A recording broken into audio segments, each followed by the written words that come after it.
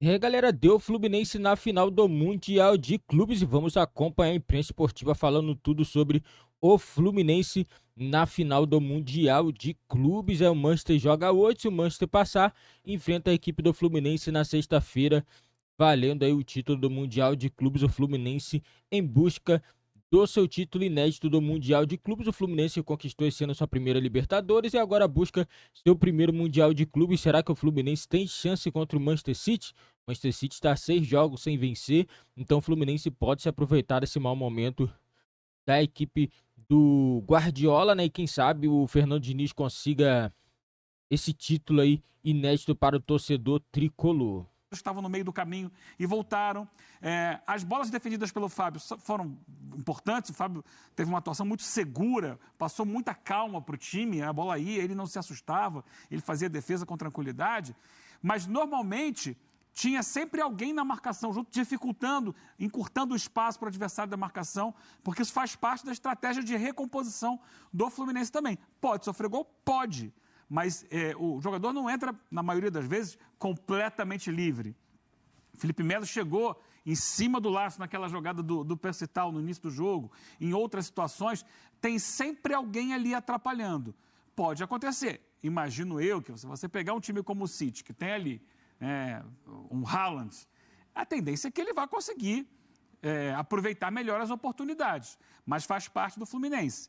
Outra estratégia que é assim, característica do Fluminense no futebol é essa persistência. O jogo dele, esse estilo de troca de passes curtos, ele vai minando a resistência física do adversário. Então, o início do jogo, o adversário está muito inteiro ainda, vai correr, vai pressionar, vai recuperar a bola. Se ele passa bem por esse momento de intensidade do adversário, em algum momento, esse time vai cansando. Esse time adversário vai cansando. E o Fluminense continua. Toca daqui, toca dali, investe para o outro lado, joga daqui. E o adversário corre atrás. E o Fluminense não corre, é a bola que fica girando. Toca. Você vê que o tempo inteiro, às vezes, até irrita. Porque tem jogadas que você vê assim, acelera, vai para cima. Não, espera a aproximação. Toca. E isso, o jogo tem 90 minutos. O jogo não tem 15 minutos iniciais. O jogo tem 90. No segundo tempo, o time adversário foi afrouxando a marcação. O próprio Marcel Koller, o técnico do Al Ahly, ele fala depois do jogo que essa foi uma questão. Ele também lembra, né? Ele ressalta o fato de que o Al Ahly teve que jogar 3 dias antes contra o Al Ittihad, então não tinha tanto descanso. Por dois lados. Eu acho que, por um lado, de fato, o Al Ahly tinha menos descanso e talvez isso no segundo tempo tenha ajudado o Fluminense. Mas também eu acho que no primeiro tempo teve o efeito contrário. Acho que o Al Ahly aproveita um ritmo de jogo muito melhor que ele tinha do que o Flu, que ficou muito tempo parado, né? Ficou 10 dias parado. Então, o Al Ahly vem queimando ali, já tinha até estreado, então também não tem nem essa questão do nervosismo. Então ele já vem mais ambientado. Até já tinha jogado no mesmo estádio, já estava mais acostumado com as circunstâncias gramado, do jogo. E tal. Mas o time cansa mesmo. Tanto é que o Al Ahly no primeiro tempo, com muita intensidade, então o Fluminense erra mais passes porque está nervoso, porque está estreando o gramado, mas também porque estava muito pressionado na marcação. A marcação estava, então, toda a bola, já tinha um jogador do Al Ahly ali para dividir, então se a bola veio um pouquinho fora ali... Perdia. E o Al Ahly muito rápido na transição, quando recuperava a bola para chegar no ataque. Então o Al Ahly criando muito. No segundo tempo, o Al Ahly tenta jogar, tenta atacar, mas não consegue mais. Já não consegue mais pressionar a bola. Até cria chances. Né? O Ganso fica com muito mais liberdade e o Al Ahly cria chances, mas também quando perdia a bola, o Fluminense tinha muito espaço também para o Fluminense contra-atacar. Então... E dá para fazer um paralelo até. Muita gente fala do jogo Fluminense, Internacional e Fluminense, jogo da volta da Libertadores lá no Beira-Rio. E eu, assim, o Abel é minha testemunha, porque no dia seguinte eu falei, e tenho falado desde então, porque o Internacional atropelou o Fluminense. Foi muito parecido com o jogo de ontem. O Inter teve meia hora de um domínio sobre o Fluminense em função de intensidade, de pressão, de jogar. Em meia hora inicial daquele jogo, o Inter dominou o Fluminense, se impôs fisicamente. Depois... Mas não matou o jogo. Ele não matou o jogo. Ele até fez um gol. Sim. Mas depois ele baixa. Quando baixa e a bola fica no pé do Fluminense, toca dali, toca de cá, vai ter que correr atrás. Vai minando, e o Fluminense vai virar o jogo a partir dos 35 do segundo tempo. Quando o Inter vai cansando, e aí os espaços começam a aparecer. Curiosamente, num contra-ataque também o Fluminense ganha o jogo, não é? No Beira-Rio? O primeiro gol, gols. o primeiro gol é uma bola que é trabalhada desde a defesa. O segundo, os dois gols trabalham desde a defesa, mas em momentos que o Inter sai um pouquinho, dá mais espaço, o Fluminense sabe aproveitar. Lembra muito o segundo gol de ontem, por exemplo. Mas é a vitória do time que vai estar sempre ali minando o adversário. Vou até estava procurando aqui dados sobre número de gols do Fluminense, e eu não tenho exatamente aqui, mas me parece que o Fluminense tem muito mais gols no segundo tempo do que no primeiro, em função disso. No primeiro ele sofre com a volúpia física do adversário, e com o tempo ele vai fazendo o jogo dele se impor. Ele impõe o futebol dele. Agora, corre riscos, porque é um time que joga com a defesa muito exposta. O jogo contra o Corinthians, corre o risco. Então corre o risco de, por exemplo, no jogo contra o Corinthians chegou a fazer 3 gols. Talvez o Fluminense não conseguisse reagir se o adversário aguentasse um pouco mais fisicamente. Contra o Manchester City, por exemplo, que é um time que talvez não desperdice tantos gols quanto o Inter ou o Al-Ahly desperdiçaram, talvez o momento físico melhor do Fluminense apareça. O City, é claro que o nível é outro, mas nos jogos recentes da Premier League tem sofrido gols no final das partidas. Sim.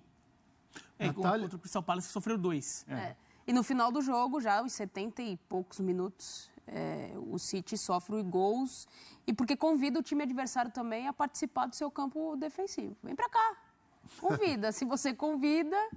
Até rolou uma discussão do grupo, né, da gente falando da questão do Crystal Palace, Fluminense, quem tinha mais repertório para surpreender, enfim, a gente vai falar muito de uma projeção mais para frente. A gente tem uma tela com números do Fábio no jogo de ontem, Natália, para a gente pensar também, comentar, conversar sobre o quanto o Fluminense também foi atacado, né?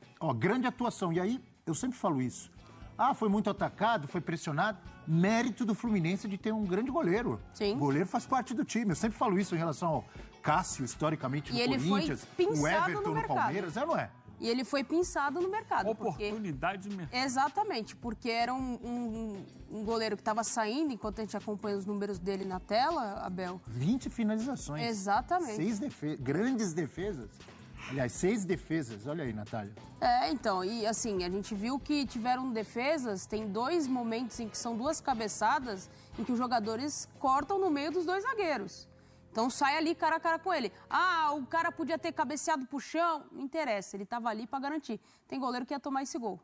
Então, assim, o Fluminense fez um mercado muito cirúrgico quando foi buscar o Fábio. Ele já está no fim de carreira, o Cruzeiro não quer mais, ele tá garantindo. Libertadores, muito bons jogos, brasileiro. Muito seguro. Isso. Ele transmite, transmite uma paz ali para a defesa. Não, os 2 lances, tem muita gente, quando mostra aquelas 2 defesas, né, as 2 cabeçadas, foram meio que em cima dele. Mas não é tão simples assim. A primeira não é tão em cima dele assim, porque ele tem que esticar o braço. Sim. E como é muito a queima-roupa, ele poderia simplesmente não ter conseguido esticar o braço a tempo para defender. Foi muito em cima, porque o goleiro tá ali, ele tá saindo quase como um goleiro de handball, né, tá na cara do gol ali, ele tá saindo ali, sabendo que ele vai ter que, vai aqui, mas talvez a bola vai lá embaixo, ele tá pensando em tudo que pode estar acontecendo com essa bola. Então ele tem que reagir muito rápido. Segundos. E ele foi rápido. A segunda realmente foi mais em cima dele mesmo, a segunda do Percital foi logo depois do gol, né, o ataque seguinte ao gol, ao 1-0 do Fluminense. Mas aquela bola também, como também é muito, ele cabeceou forte, cabeceou em cima do Fábio, mais forte. E o Fábio também tá preparado para ter que pular no canto, para ter que, e a bola vem em cima. Tem goleiro que não tá tão atento, que até faria a defesa, mas faria de forma insegura, ou talvez soltasse. Talvez aquela bola que se vai lá e bloqueia. Bem colocado, ele tá bem colocado. A gente já viu muito goleiro que a bola vem em cima, mas como é muita queima-roupa, ele acaba soltando. Ele só bate nela e ela volta. Não, ele segurou, foi seguro. E aquilo dá uma tranquilidade, que a defesa fica, o cara aqui... Essa daí, ó. Ele dá um tapa na bola, não é que assim, ele não teve que fazer um salto longo, mas ele teve que, com a mão, ir até essa bola, dar um tapa. E a bola com força, né? Exatamente. Ele precisou de força no braço. E o goleiro não sabe que a bola tá indo pra cima dele. Ele tá pensando, talvez eu tenha que pular aqui no canto. Não é tão simples. E às vezes o cara... do pênalti, Natália e amigos. Eu confesso que eu, assistindo ali o jogo na hora, no lance, ao vivo, na hora, eu em casa gritei, pênalti. Não, então é a mesma não, o árbitro tem uma visão melhor porque ele está próximo ao lance. Depois, assistindo ao replay, a repetição da jogada, me pareceu que realmente o Marcelo cava o pênalti. Agora, o árbitro ali na hora, ele interpretou que foi. Não sei se o VAR teria que intervir. E eu não sei o que vocês acharam. Então, resumo, para mim, na hora, para mim, foi pênalti. Depois, olhando assim em câmera lenta, mas o jogo não é em câmera lenta. Exato. Me pareceu que ele cavou. O jogo não é em câmera lenta. Para mim é muito claro o pênalti. O Marcelo dá o drible, aliás, um recurso sensacional, né? Sensacional. Ele dá um toquinho e ele aproveita, porque na hora do toque, a bola não passaria, que o Percival está abrindo a perna. Então parece que o Percival tira o pé da frente para a bola passar, mas ele já estava no movimento. Olha só, ó. Aí já foi. E tinha gente em dúvida se ele ia render no futebol brasileiro, né? E aí ele toma a frente para pegar a bola. Ele não alcança a bola com o pé direito porque o Percival vai por trás e faz a batida na perna dele, desequilibrando o Marcelo. O pé do Marcelo, o pé direito do Marcelo, que está aqui, que é o pé que é tocar, ele é tocado na batata da perna, né? O pé direito vira assim, o tornozelo. O tornozelo vira, tem um toque. É um pênalti esquisito. Esquisito, não estou falando que é um esquisito naquela coisa de, é um pênalti esquisito. Não, ele é esquisito porque a jogada é esquisita, é uma jogada estranha. Mas para mim foi pênalti. O Marcelo passa, ele percebe também que o marcador dele está meio atabalhoado ali, está querendo se jogar meio que em cima dele para tentar impedir que ele passe. E o Marcelo também é esperto, ele deixa um pouco a perna ali, porque sabe que ele vai ser atropelado. Mas foi pênalti, o cara cai em cima dele. É esperto, porque é o que eu pensei. Tem a malandragem, a experiência do Marcelo. Esperou o contato e o contato veio. E assim, Abel... Vocês estão se entregando, falando que foi, mas já estão... Não, mas é óbvio que foi. É óbvio que foi. Mas você está falando, ele forçou o contato. Como é que você falou? Repete aí. Ele esperou o contato e o contato veio. Isso é futebol. Cavou bonito. Ele tomou a frente da jogada, ele deu o drible, passou a bola debaixo da perna do Percival, botou o pé na frente e falou assim, essa jogada é minha. Eu tenho o controle da jogada. E ele estava se equilibrando. Mas ele não se precipitou para ir correndo. Ele deu uma parada. No que deu uma parada, o adversário veio e derrubou. Para mim, pênalti. É uma jogada esquisita bonito. só. Mas e assim convenhamos, Abel. Malandro e o eu Marcelo. ia falar Percival. Não. Percival. Mas o Percival caiu bonito. Mas ele fez o pênalti. Convenhamos que existe uma diferença muito grande de malandragem, esperteza ali do Marcelo e do Percival no lance. Malandragem de bola, E uma de inocência, técnica. Mas pra mim, e uma inocência do Percival, né? Porque ele cai há um contato óbvio que desequilibra o Marcelo e ele cai. E isso é pênalti. E assim, eu acho que mesmo... Esse é aquele lance que o VAR também... Aqui no Brasil a gente também pegou muita mania do VAR ser muito intervencionista. Na Europa, mesmo se o VAR ficasse em dúvida do lance, não chamaria o árbitro. Decisão de campo. Porque não, é decisão de campo num lance que não é tão claro assim. Então a decisão do campo prevalece. E o cara mas tá pra muito mim foi, próximo, tá? Pra né? mim foi. Pra mim foi. Foi só uma jogada esquisita, mas foi.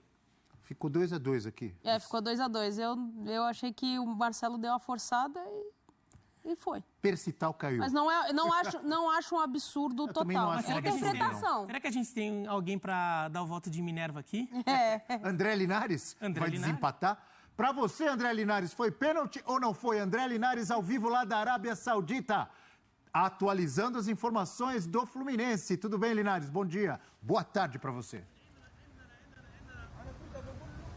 Tudo ótimo, Abel. Grande abraço para você, para todo mundo aí no estúdio, fã do esporte que tá ligado com a gente. Aqui, 3h27 da tarde, né? 6 horas na frente em relação ao horário de Brasília. Já começamos então com pênalti. Acho que foi pênalti, daria sim o pênalti. Tem, claro, o Marcelo sabe buscar a jogada, mas é pênalti. Não é que ele cavou no sentido de que não foi e se jogou ali. Acho que ele soube buscar também a jogada e pênalti, na minha opinião, bem marcado. O Fluminense que hoje não está treinando, o campo de treino do Fluminense é bem aqui do lado, aqui em frente ao estádio King Abdullah.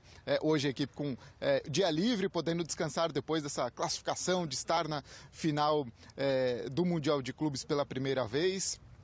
E tantos personagens, né, dessa partida, como você destacava agora, o Fábio, o Marcelo também nessa jogada. Felipe Melo foi um jogador, sem dúvida, também muito importante. E só para a gente falar também um pouco do ambiente que teve aqui, né? Porque 35 mil torcedores estiveram presentes, a maior parte era do Al Ahly, como a gente já imaginava, já esperava, obviamente pela proximidade do país, mas também porque tem uma comunidade egípcia muito grande por aqui. É uma torcida, de maneira geral, muito grande, mas os torcedores do Flu fizeram a parte deles, foram ouvidos pelos jogadores depois na zona mista, eles comentavam que, e ainda mais que os 2 gols foram daquele lado, né, puderam comemorar juntinho com a torcida. O segundo deles, do John Kennedy, saindo do banco de reservas e sendo decisivo, cravando ali o placar, inclusive cravando o palpite de ontem do Washington, né, Abel? O Washington falou ontem aqui ao vivo com a gente que ia ser 2-0, foi isso mesmo, e depois da partida, o Fernando Diniz falava sobre a importância, né, o que representa também o John Kennedy nessa equipe do Fluminense. Vamos ouvi-lo.